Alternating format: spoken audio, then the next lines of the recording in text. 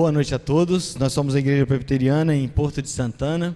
Estamos situados na Rua Gabino Rios, número 56. Nós temos no momento, às terças-feiras, às 19h30, reunião de oração. Quinta-feira, às 19h30, estudo bíblico da palavra. Aos domingos temos 2 cultos, um culto matutino, às 8h30 da manhã, e às 19h, o culto vespertino. Na congregação de Nova Rosa da Penha 2, os trabalhos continuam com a regularidade que tínhamos antes. Quarta-feira, estudo bíblico da palavra. Na sexta-feira, reunião de oração no próprio templo. E no domingo, às 9h, escola bíblica dominical. E às 19h30, o culto de louvor e adoração ao Senhor. Hoje é um domingo que se comemora o Dia do Adolescente Presbiteriano.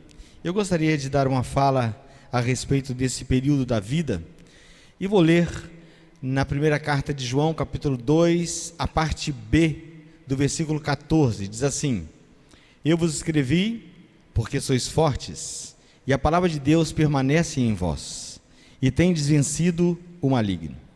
A fase da adolescência muitas vezes é tida como um período muito tranquilo de ser vivido. E aquele adolescente que deprime, aquele adolescente que fica ansioso, aquele adolescente que tem algum comportamento inadequado aos nossos olhos, né? Muitas vezes nós entendemos isso como um fricote, como uma falta de maturidade, de responsabilidade, enfim.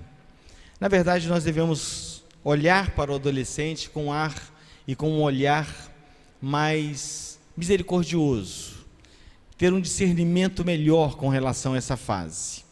Embora muitas pessoas justificam, inclusive, que quando eu era adolescente, eu não me comportava assim. Quando eu era adolescente, eu me comportava como a pessoa que eu sou hoje. Eu já tinha compromisso, aprendi a cozinhar muito cedo. As mulheres normalmente falam isso, né? Em relação a algumas meninas que têm uma certa dificuldade de desenvolverem-se na cozinha, enfim. Mas eu gostaria de salientar alguns pontos aqui que o adolescente sofre e pelos quais ele passa ao longo dessa fase da adolescência, e que, embora nós não venhamos a compreender tudo e completamente, mas nós devemos minimamente respeitar. E o nosso parabéns aí para todo jovem, para todo adolescente presbiteriano, porque a nossa igreja consegue entender que você não é uma criança mais, mas você ainda não é um jovem. Porque quando se é jovem, vai para a UMP.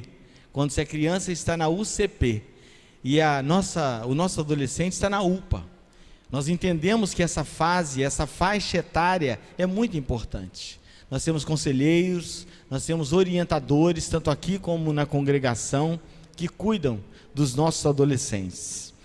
E eu gostaria de salientar alguns pontos, e o primeiro deles é a mente.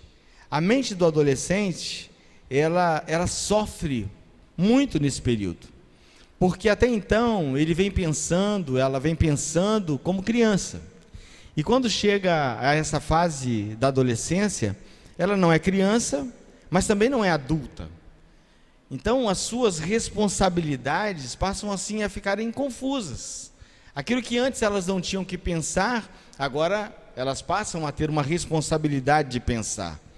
E quando nós, enquanto pais, enquanto líderes espirituais, a gente não consegue assim ter uma sensibilidade para perceber essa mudança, a gente pode cometer algum equívoco e transformar esse momento, esse período da adolescência ainda mais difícil.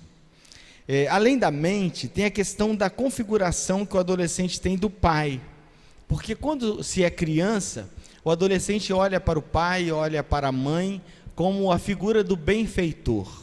O papai é meu protetor, a mamãe é minha protetora. Eu posso buscar a qualquer momento o refúgio na pessoa do meu pai, na pessoa da minha mãe. Mas a adolescência traz consigo assim um ar de abandono, porque o adolescente começa a frequentar lugares, a fazer, por exemplo, alguns acampamentos, a ir, por exemplo, a escolas que têm um nível de exigência maior. E quando chega lá, e não adianta chorar porque o papai não está, não adianta chorar porque a mamãe não está, isso vai dando um desconforto. Olha para outros meninos e meninas que tem um ar de segurança maior. Isso pode produzir muita até evasão por parte de alguns em relação à escola. Nós precisamos, enquanto cuidadores, enquanto orientadores, enquanto educadores, pais, mães, precisamos entender a grande responsabilidade que a gente tem de criar na mente das nossas crianças limites, para que ao chegar essa fase da adolescência, a pessoa consiga se enxergar, se perceber de uma maneira mais facilitada. Nas relações sociais, ganha um papel social que traz responsabilidades que antes não tinha. A escola, a didática infantil, por exemplo, ela é muito mais lúdica. Quando se é adolescente, já começa a se identificar com algum tipo de matéria, porque começa a pensar, qual será a sua profissão? Aquela pergunta que às vezes fazemos, né? E aí, você já pensou no que você vai ser? O que você vai fazer? Agora, cada vez menor é a idade daquele que termina o ensino médio, e já se pensa, qual faculdade você vai fazer? Você vai prestar vestibular, ou no caso agora, no Enem que você vai fazer, você está com o objetivo para que tipo de disciplina, para que tipo de carreira? E quando o adolescente se manifesta, aí nós temos a nossa opinião, mas isso não é tão lucrativo assim, isso não dá tanto dinheiro assim, e é um tempo realmente de muita confusão, e nós precisamos ter um pouco mais de sutileza, um pouco mais de doçura com relação às decisões, às escolhas que os nossos adolescentes eles vão fazer. É claro que eles acham que sabem de tudo, né?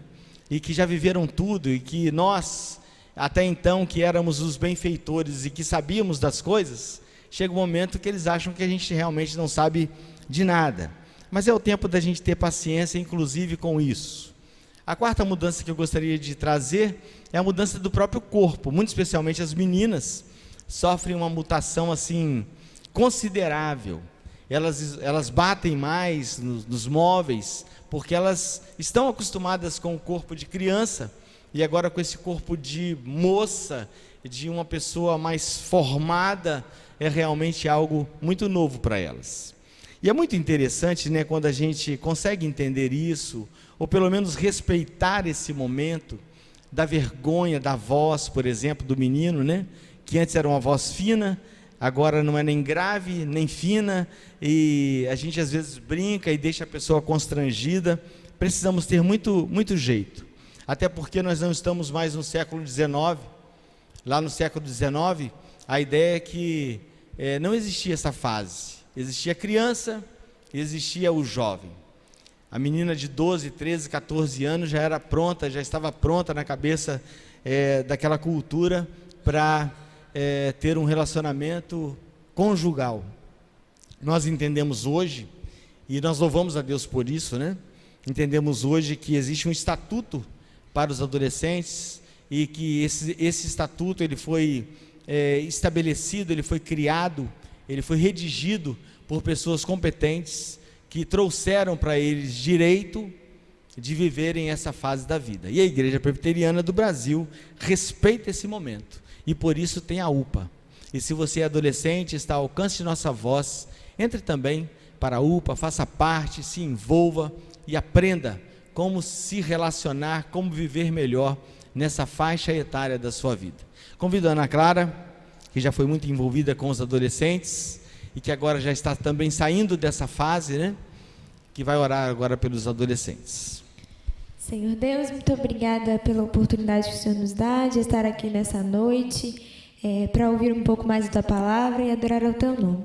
Te agradecemos, ó Deus, pela vida de cada adolescente da nossa igreja neste momento. Muito obrigada pela existência da UPA, obrigada porque o Senhor tem levantado pessoas para trabalhar com os adolescentes. Nós te agradecemos por todos os ensinamentos, todas as bênçãos que o Senhor nos proporciona através dessa sociedade. Eu te peço, em especial agora, pelos adolescentes aqui da igreja, eu te peço para que o Senhor oportunize a cada um deles, ó Deus, uma fase da vida realmente boa, que o Senhor permita que eles vivam experiências boas com o Senhor, para que eles se mantenham firmes nos teus caminhos durante toda a adolescência deles. Também te pedimos pelas outras áreas da vida deles, pela área acadêmica, pela vida amorosa, Que o Senhor não permita, ó Deus, que nenhum deles se envolva em coisas ruins, que nenhum deles venha se afastar dos seus caminhos, Deus, mas que o Senhor dê sabedoria tanto a eles, quanto aos professores, aos orientadores e aos pais, para realmente conduzi-los à juventude de uma forma melhor e nos teus caminhos. Em nome do Senhor Jesus. Amém.